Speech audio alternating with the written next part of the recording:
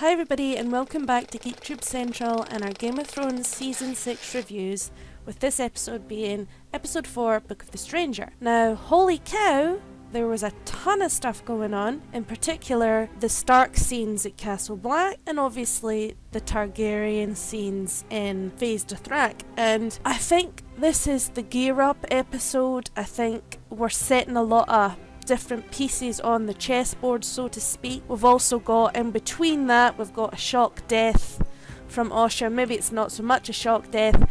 And then the sort of the impetus with that letter from Ramsay. And so obviously there's a lot of things in play, and let's go through it. And a quick reminder that obviously the Book of the Strangers, in reference to the Stranger, is one of the aspects of the Seven. And we're going to start off with the Starks in Castle Black with a very much needed family reunion. So starting with the Starks, we're in Castle Black, and as the episode starts, this is literally the first still from the episode, Jon is preparing his bag, he's getting ready to go, and Ed is holding Longclaw, and he says, "What you doing?" And he says, "I'm leaving, I'm going south to get warm."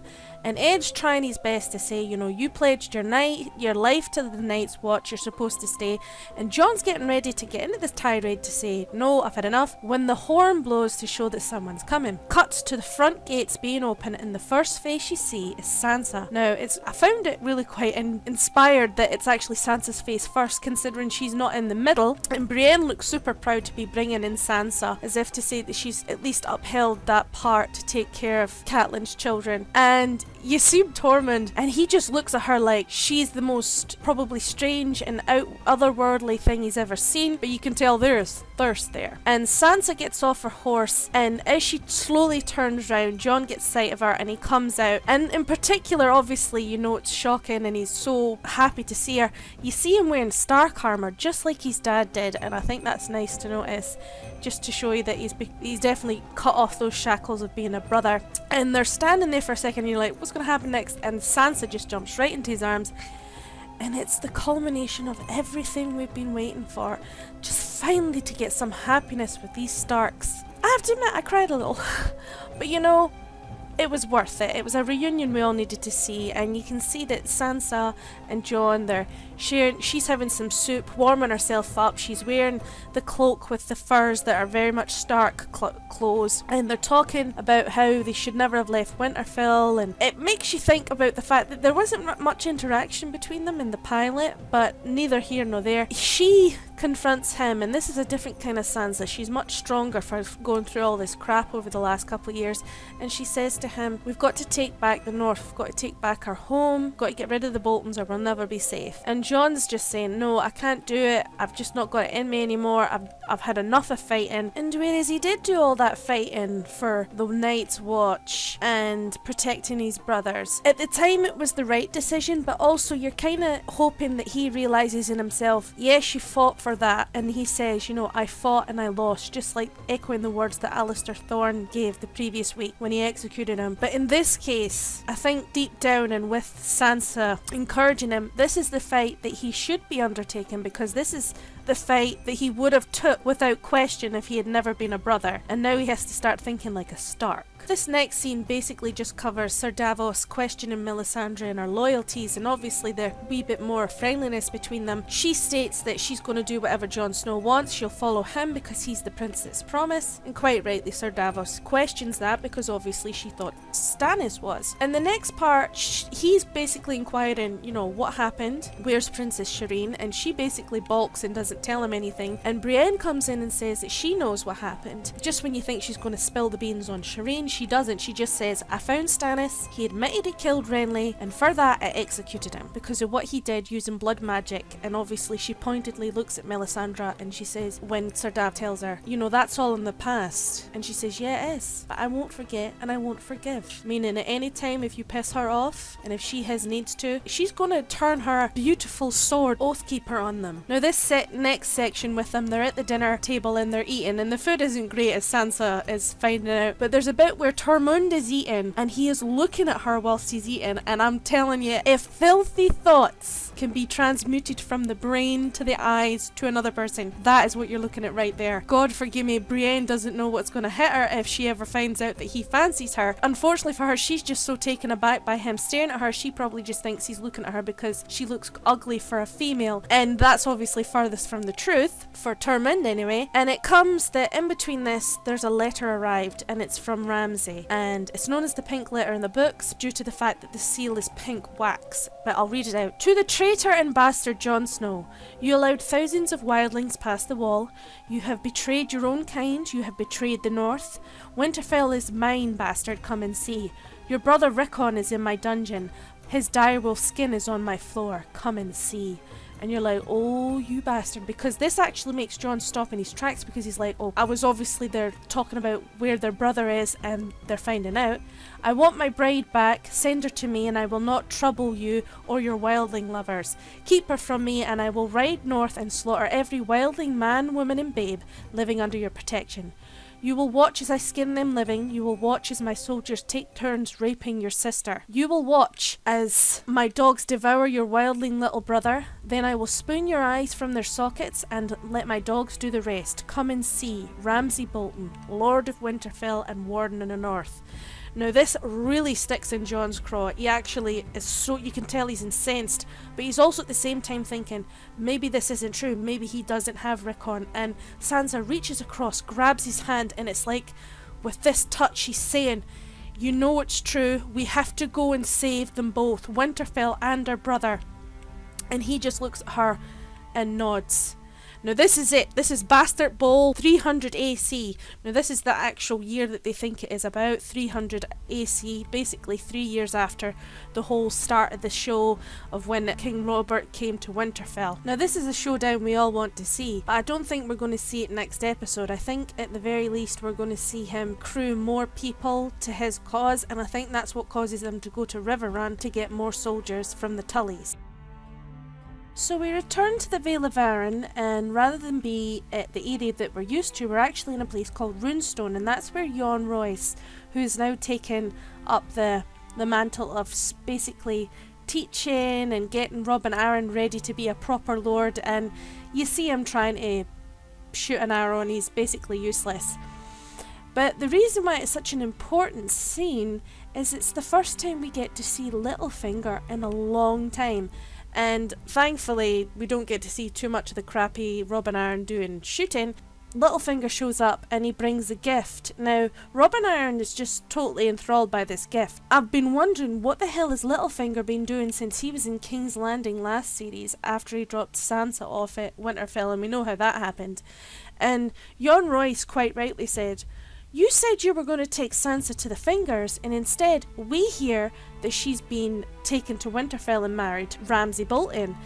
And being the player that he is, and the fantastic sort of wordsmith that he is, Littlefinger says, oh yes, we were on the way to the Fingers, but unfortunately we were set upon by Bolton soldiers who took Sansa, and now she's married to him. And mind you, funny you should say that, you were the only one besides me that knew where we were going.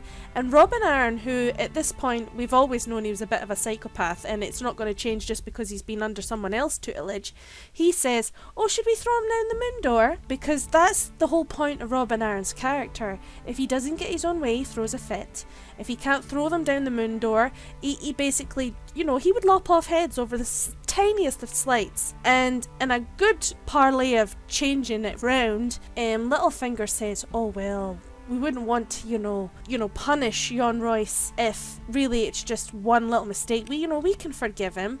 And Robin agrees, because like he is, he's just a puppet of Littlefinger. And they agree that, maybe we should send soldiers to go and help Sansa. And the way Littlefinger manages to make it that it's Robin thinks it's his idea when really it's been Littlefinger's all the time. Like I said, where has he been this entire time? What has Littlefinger been up to? And I like to think that he's been doing something behind the scenes that we haven't seen yet and may not come into play until later. So we return to Meereen, where Tyrion, along with Grey Worm, Missandei and Varys, are going to be meeting with the incoming wise masters of Yunkai, the good masters of Astapor, and representatives from Volantis, right? And they arrive by sea. Grey Worm is just doing what he's used to. He says we should just use military force, we should beat them down, we'll cur this uprising by the Sons of the Harpy, and we'll just get it over and done with. We'll show by brute force.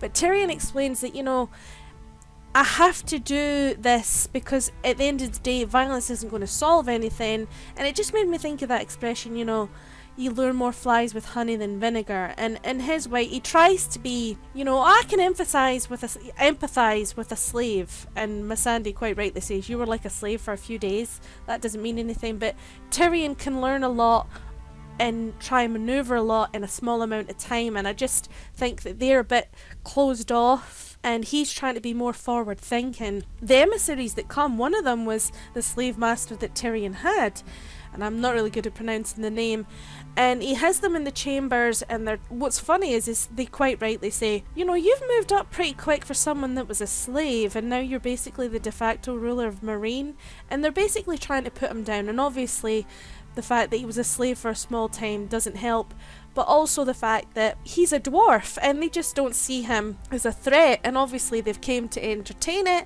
but I don't think they really care for anything that he's going to say. But I think in fact he actually comes up with an idea that actually gets them to listen. He says, I know you want us to leave, but at the end of the day, Daenerys, when she comes back, she's not going to stay here forever. She's going to go to the west. And yes, like you said, you tried to bargain with her and she didn't take it. That's not what's going to happen. She wants the slaving and all that to end, but at the end of the day, we understand that things can't change overnight. So I'll give you 7 years to try and change it, and in 7 years you're going to stop, but don't worry, I'll reimburse you and you'll be greatly rewarded with it, and it'll compensate you. And when doing that, that means you won't back the Sons of the Harpy, and they're not admitting to anything. We're not anything to do with that. But he's like, yeah, but just in case you are. And quite rightly, even though Grey Worm and Missandei don't want to do it and they want to just abolish slavery straight out, they're kind of reticent and they're standing back because obviously they're trusting him in the long game, because obviously he is someone that is actually quite articulate and he might be onto something, although they suspect it might all go wrong. Goes to the throne room and a whole bunch of freedmen who basically just ignore Tyrion, and they're basically trying to appeal to Missandei, and particularly Grey Worm saying, we can't have this, this is terrible, you shouldn't negotiate with them, they're not trustworthy. Even though they don't agree with Tyrion wholeheartedly, they've decided, he's on Daenerys' side, we should be on his side. And they're trying to say it might not be a good idea and your idea, but this is something we're going for, and hopefully it'll turn out alright. Although this is Game of Thrones, nothing turns out alright, if you know what I mean. So it may or may not be a good idea. It's basically a case of watch this space. In the first of our King's Landing scenes, we're with the High Sparrow and Marjorie Tyrell. Basically, Marjorie is brought to have a private meeting with the High Sparrow. And the High Sparrow's just doing what he normally does. He says, what do you really want? And what would you do if you could leave today? And she just replies, I just want to return to my family and her husband. And the High Sparrow starts off with, I respect that, but attachment leads to sin. So basically everybody's supposed to be some all for nothing, all for religion, have no ties to anything. That makes no sense at all. But this is the kind of shite he's coming away with, pardon my language. And he's talking all this guff, right? But Marjorie actually impresses him because she starts to cite knowledge of what she remembers from the Book of the Stranger. And she admits, I didn't learn it by, wanting to. It's because Septa Unella, aka the Shame Nun, just reads at me, and she just reads and reads and reads. And he says, yeah, she has a habit of doing that, As we all know, she's really pious and really over the top. And so obviously the High Sparrow is trying to indoctrinate her into his way of thinking and trying to get her to be more forthcoming. And he starts to go off and talks about how he was a womanizer and a drunk, and how he finally decided to change his wicked ways when he woke up after an orgy Marjorie after an orgy and saw all of his drunken friends and all these other people lying around naked around in his house, and he realised, life is meaningless and this isn't all for me, and he decided to become a devoted member of the Faith of the Seven, and he left his job as being a cobbler and obviously gave up his shoes. She seems to be listening content, and at this point, bear in mind, she would listen to the most boring of crap, because at this point all that's happened to her, she's been stuck in a cell all day, with the exception of shame none. She has nothing else to do, so obviously she's going to listen. And he says, I'll let you go see your brother. Now, when you come and see Loras in her cell, because that's where she's met him, the High Sparrow brings her to his cell, and he's lying on the floor and his face is against the wall, and she sees his back, and you think to yourself, is he alive? He looks dead. He's not moving. He doesn't even look like he's breathing. And she comes over to him and she's trying to see how he is, and he is completely dejected. He just wants everything to stop, and he's willing to do whatever to just get out. And Marjorie on the ball says, you know what, he's just trying to break us, and you just have to stay strong because you're the future of our house. And you can tell that Loras just doesn't have much left in him. But Marjorie, although she's been shamed and treated like crap in a station that she's far not used to, she's not used to this kind of treatment, but she's still got that rod of iron through her that she's just not going to give up. And it was interesting to hear about the High Sparrow, but it didn't really make me care for him at all. It's not like something horrendous happened to him and then he decided to become this religious zealot. It's basically he woke up one day after a bad amount of hangovers and naked people didn't look as good as they used to, and all of a sudden he decided to switch. He basically went from being a deviant in his own mind, went from being a deviant to drinking and sex and all that kind of stuff, to the complete opposite. How does that show growth? But that's the kind of thing he's for. So it was an interesting scene to see, but I was more interested to see Marjorie and Loras, and you see that although Loras is broken,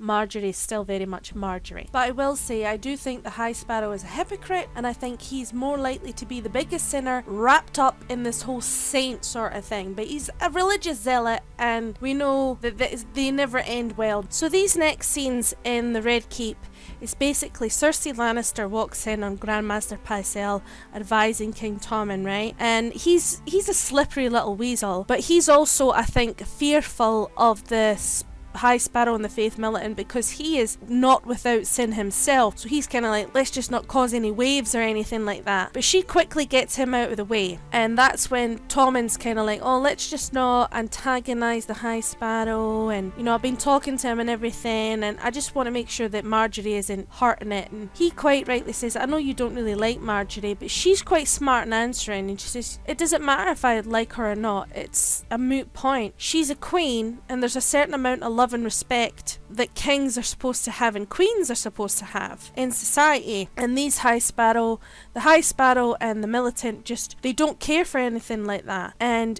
he doesn't have any respect for you anyway, because look what he's doing to your queen. It cuts before we see what happens, but you realise in the next scene that when Cersei and Jaime come into this small council meeting, which actually is a very small meeting because it's only Lady Olenna and Kevin Lannister there, they just get up and they're getting ready to leave like they did last time when Cersei convinces them to talk to her, because Jaime quite rightly says, Cersei has the king's ear, and she's found out, Tommen has been talking to the High Sparrow. Now that catches Olenna's ear, because just a second before she was slagging Cersei off about how you've been stripped naked and made shamed and made to walk and you have little to no standing. But at the end of the day, they come up with the impetus to join up, because they say, you know what, I've been speaking to Tommen and the High Sparrow is going to push for my trial in a couple of days. Obviously Lady Olenna doesn't care anything about that, but then she drops it. She says, but before my trial, they're going to make Marjorie do the Walk of Atonement. And that is just completely unfathomable to Olenna, and she's just not going to have that happen to her granddaughter. And she wants to stop that. And Jaime says, get your army, the Tyrell army, which is the second biggest army in Westeros, to crush the Faith Militant and bring Marjorie and Loras back to the Red Keep and get them safe. But Kevin says, Tommen expressly forbid them to use the Lannister army, and he commands it, and he isn't going to make a grand move against the Great Sept, you know, just in case in case it goes bad, Marjorie's going to get hurt. But Jaime, being cool, says, you know what, by the time we do this, it'll all be over and he wouldn't be involved anyway, and Tommen will be so glad to get his queen back, it won't even matter. Now, there is the question that blood will be shed, but at the end of the day, blood is going to be shed either way if they let it go on the way it is. The High Sparrows aren't just going to stop at Walk of Atonements and a little bit of an imprisoning. They're going to, I think they would be pushing for an ethnic cleansing, and in the end they'll just get rid of, and I think they do want to get rid of the royal family and anybody else because they want to be the top tier. So Jaime and Cersei play on the fact that Kevin has a vested interest in this because does he want to have his son back, which is his son and heir, which is Lancel, and obviously he does, and that's why they'll agree that they're going to have to do it. They don't want to spill blood, but if they're going to do it, they're going to, you know, spill Sparrow blood. So we leave the Crown Lands and we head over to the Iron Islands where Theon returns to Pyke. Now, I said a couple episodes ago that I thought he was going to go back to Winterfell. Like I said last week, obviously I'm wrong. So he's managed to get on a ship. Obviously he's found some favours, not like he has money. And when he shows up, Yara's sitting where his dad's sitting, and it's stated that, you know, she thinks he's just came back because she's found out that Balon has died. And he's like, no, I only just found out as soon as I landed. She completely mistrusts this because obviously she's coming up against a lot of competition and opposition to be the ruler of the Iron Islands because she's a woman, and she derides him for not coming with her when she came to rescue him and how they lost all those soldiers. Her men died trying to bring him back, and he explains, you know, I was broken down into 1,000 pieces. And she says, yeah, we got the box with your penis in it. She says to him, oh, you've just came back because you want to be king. And he says, no, I want to come back and I want to help you become the ruler of the Iron Islands. And I actually think he does want that because I think he feels that he's got a lot to make up for. She really is his only family, and if he cares for her, he will help her get the throne. Now for this next scene, it's contentious for me, it's quite upsetting. We're back at Winterfell, it's the only scene in Winterfell with Ramsay Bolton, and it's basically him and Osha in a room. And Osha's been cleaned up. She looks lovely and clean, and like she suspects, oh, lords like you only clean us up when you want us, you know, for sex or whatever. And it starts off nonchalant, and just because he's slicing up an apple does not mean we're in safe territory. It's not as if I thought it was a good idea, him being in a room alone with her with a knife, considering they're known for their flaying skills, the Boltons. But it was basically like watching a flashback episode, because what I thought was, and I said this with the episode where they were brought into Winterfell, that Osha would probably do the same thing she did before when she managed to seduce Theon and she managed to escape. It's like they're redoing the scene, but with her doing it with Ramsay, and she gets all up on him, she climbs up into the lap, they're kissing, he's caressing, and you see that she's eyeing up the other knife that's on the table. And all the while she's doing this, and we know she's good at doing that, she's pretending that, yeah, I'm not really into the Starks, they just made me do, you know, their babysitting and I never got paid for it, and I'll do whatever if I have to. And this is where Ramsay notes, oh, she's really quite forthcoming. It took a lot more to get information out of Theon, but I got information, all the information, all about how the Stark boys escaped and how she did it. And just when she realises she's been lured into a trap, she's hit, he knows what she's up to, she's going to pull out the knife and she's going to stab him. He's already got to her and he stabs her in the throat and she bleeds out and dies on the floor. Now, I've come to realise, yes, it sucks that they brought her back only to kill her the next appearance she was in. The reason why I think, and I have to think clinically about it, is she now, compared to how she was before when she was really interesting in the first few seasons, she's merely a plot device in order to bring Rickon back. Because if Rickon came and was captured and brought back to Winterfell, we would always wonder what happened to Osha. This is just to show that she's loyal to the end, and in the end she died wanting to protect Rickon. So that's how I look at it. Let's not talk about it. anymore. So here we come to the very end of the episode, and I'm basically focusing on the final scenes with Daenerys and Vaes Dothrak. Now, Dario and Jorah end up at the outskirts of Vaes Dothrak, and Jorah lays it on the line. This is where they would have taken her because she was supposed to come here after Khal Drogo died, and obviously she didn't. She's obviously going to be in trouble. We're going to have to go in there and save her, but in order to do that, we're going to have to unarm herself because we're not supposed to bring blades in. Dario doesn't buy this, and he's like, I don't really want to, and I don't really want to part with my really nice, weapons, and two of these weapons have naked lady handles on them, and he doesn't want to part with them. And he shows this one stiletto that you see here. This is my favourite, and I really don't want to part with it, but Jorah says we have to, because if we get caught, that's it for us. And when he's disarming Dario and they're going to hide their weapons, that's when Dario notices Jorah's sleeve and he sees that the grayscale's there, and he says, don't worry, it hasn't touched you, I know what's going to happen, yada yada yada. Now they end up getting into Vaes Dothrak, but they end up coming against two blood riders, one of them being Khal, and whilst Dario kills his opponent off screen, Jorah really is under the cosh and you think he isn't going to make it, but thankfully Dario stabs him and he dies. Now obviously he snuck in that knife, and in the end they have to bash his head in with a rock to make it look like he died from some other means. You cut to Daenerys and she's just biding her time, and the head Dosh Khaleen talks about how some don't really believe that you should mix your blood with foreigners, although that happens a lot, and they introduce this Lazarene Khaleesi who married her Khal when she was 12, and they talk about how brutal he was,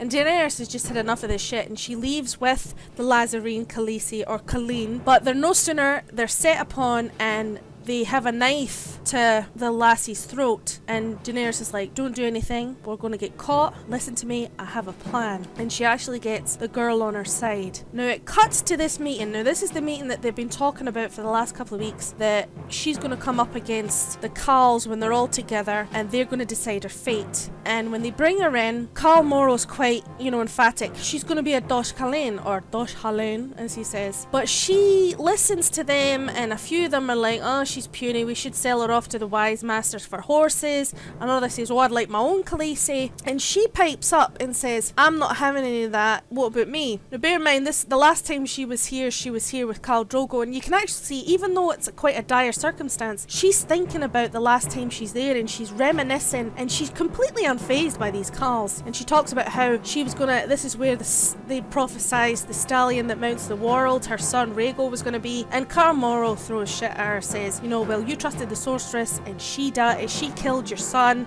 Khal Drogo died. She's completely unfazed by this, and she says, I can lead, and yous are all puny and small men, and you've got small ambitions. I have real ambitions, just like Khal Drogo was going to go across the poison sea with me, and we were going to take Westeros. And they just start laughing at her, and this is the part where Khal Moro says, fine, no Dosh Khaleen for you. You know what? We'll all take turns raping you, and then our blood riders, our seconds will rape you, and then after they're finished, if there's anything left of you, we'll let our horses rape you.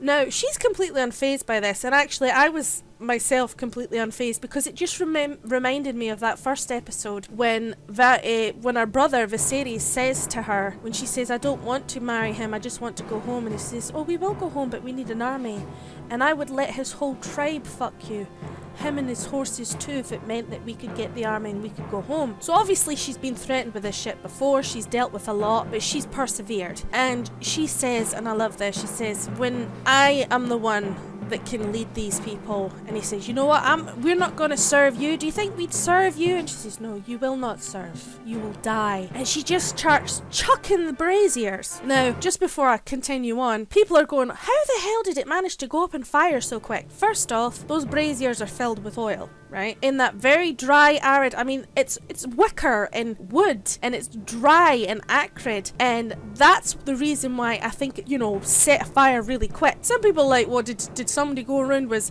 Jorah and that going around with gasoline? And it's like, no, that would never have worked. All they did was they killed the two guards that are outside. I admit that they could have made it less dramatic and that it caught fire so quick, but bear in mind, hot oil, spread, you add that to an arid environment, to dry wicker, it went up like a tinderbox. What they were trying to achieve by making it so dramatic when she starts to hold on to the braziers, and at the time when she puts her hand on the first brazier, the sort of fuller figure, the bigger Khal, sort of looks like, oh, this doesn't look good, because she's holding on to a very hot brazier at this point. And when she pushes it, and she pushes the second one, the flames and the oil spill, and the oil just basically, that's what causes the whole thing to go up. And I actually really loved the fact that when she's let go of the first two braziers, and she turns round, and some are already dying, and some of them are trying to escape to the door, and you realise that the door is locked because Jorah, that's what she entrusted Jorah and Daario to do, was to block the entrance, kill any guards, and she was going to deal with the rest.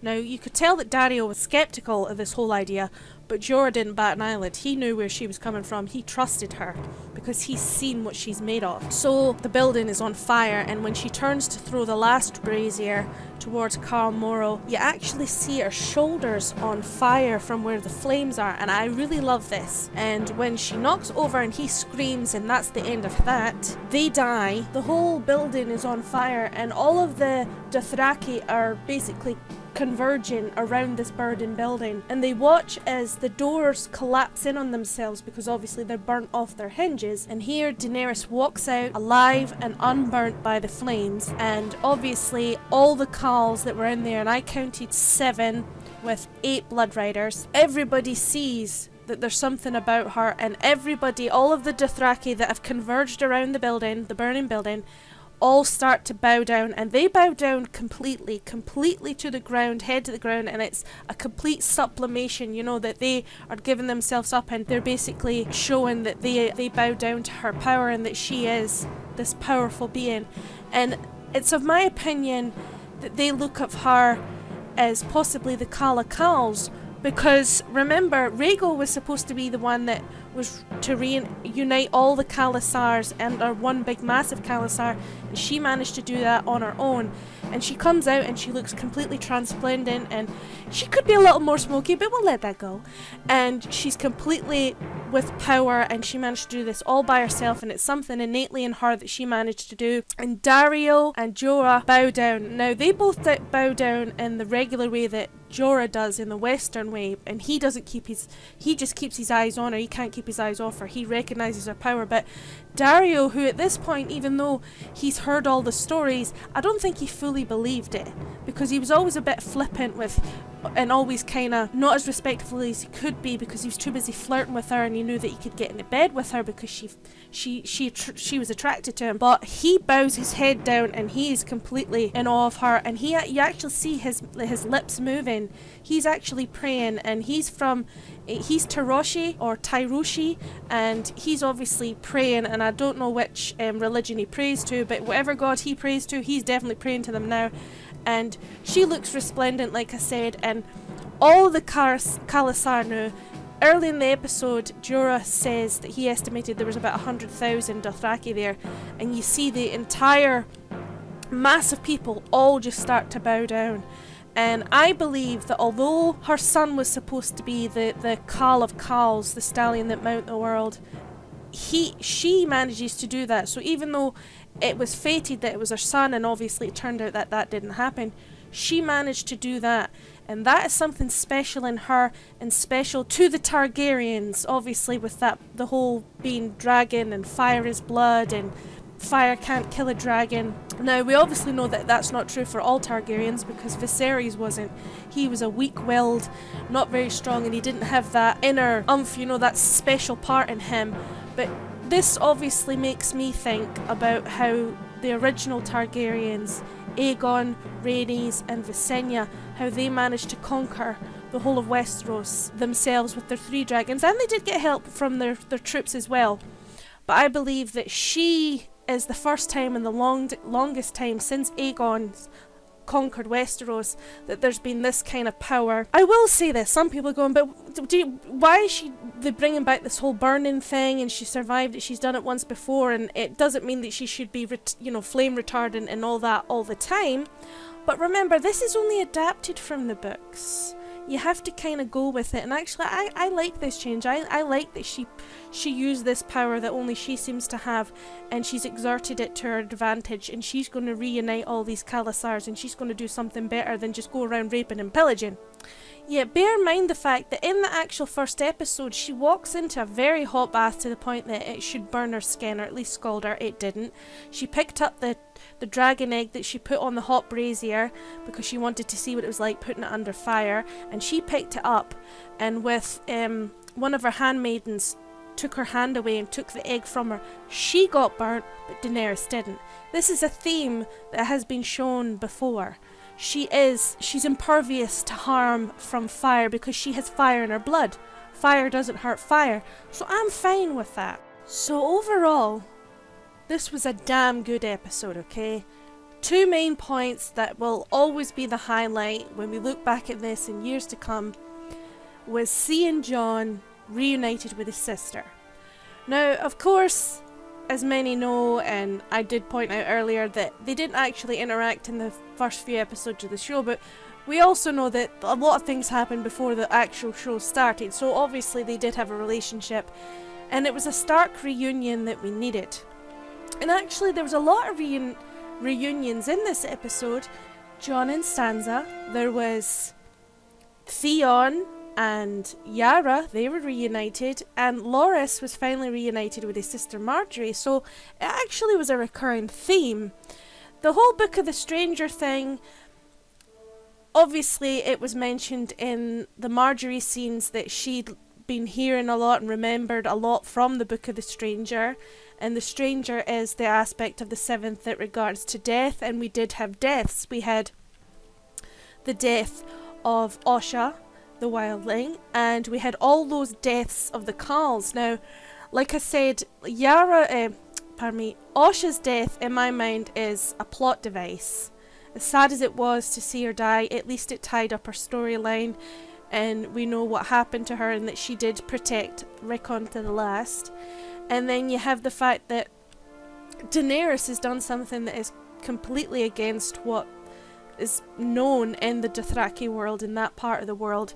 She's basically killed 7 of the top Khals, and now she's basically united all of the Khalasars under herself, and now she's got an army to take back to Meereen. So even though we've got Tyrion with that whole, we've got to use diplomacy to try and get round this rather than go to war, he has set the bar, that he set something down that he's trying to fix it without her.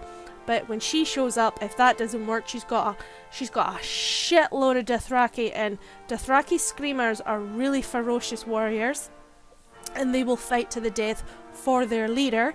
And obviously they have thrown in all of themselves to Daenerys, and that's something that's even better, because I have actually missed the Dothraki presence in the show, because obviously it hasn't been as strong since season 2 when she had her small Dothraki sort of group with her. But in this time, she's not just some side person and that she's going to be threatened with rape and all that. She has, like she said in the last season, she's going to break the wheel, and she's broke the wheel for the Dothraki and how they lead their lives, because now that they've thrown their lot in with Daenerys, and it's because of that show of power, and she's shown it in front of 100,000 people, there's no denying, and eventually it does filter out into the rest of the world about that, and the fact that they can't deny it when she's got all these 100,000 Dothraki screamers, you know, and this big massive Khalasar behind her, you know, with men, women and babes and all these soldiers. So that was fantastic for me to see. I know there were some niggles about why doesn't she look smoky, blah blah blah, but I will say that that was definitely her naked. She did say that although she didn't like doing the naked scenes compared to how it was when she was naked in the end of season 1, she had to do that in a cliffside, and it was kind of open to the elements, and she found it, you know, obviously you feel exposed, you're naked. So the reason why it looked kind of like she could have had a body double was because they filmed it in 2 different places. They filmed in Spain, and they filmed it at Titanic Studios in Ireland, and it's a massive building, by the way. I've seen the outside of it, and she basically filmed the naked scenes in a closed set with a few crew as possible, and then they superimposed it, because at the end of the day, even if she did it all naked on the site in Spain with the building, they're never going to have an actress that close to fire in her nakedness.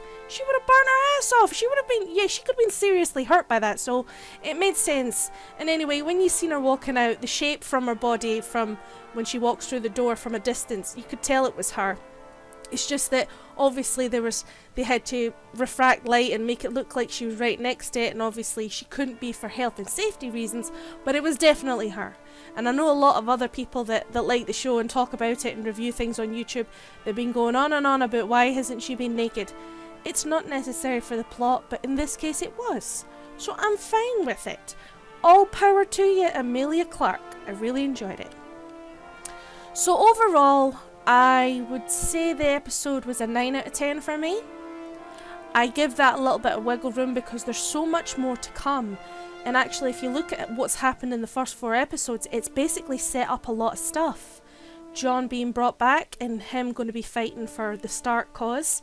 That's been set up. He's got his sister, the Vale of Arryn. Their soldiers are going to be pledged to her. She's got Brienne. That's all on the roll. Ramsay threw down the gauntlet and there's going to be a fight, and we know that's going to happen. So it's all been set up. Daenerys being captured, and although that wasn't a good thing, in the end she's managed to turn it around, and now she's went in from being one lone queen to being the Khaleesi of all Khaleesi's, and now she's got 100,000 Dothraki at her back. It all leads up to something. And bear in mind, we're going into the 5th episode, and actually, as I do this, it's just a few minutes from airing. I haven't had a chance to have this review done quicker because, like I said, I've had this virus, and this cough is horrendous. You have no idea how many times I've had to stop and take a puff on the inhaler and try to cut out all the coughing and gagging and all that kind of stuff. So thank you for being with me, and hopefully the next episode will be up sooner. So all in all, I really enjoyed this episode. I'd love to hear your thoughts. And this isn't my best work, but hopefully people have enjoyed my view on it.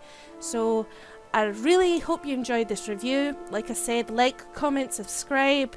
Good or for bad, tell us what you're thinking, what you think's going to happen next. And I'll see you in the next one.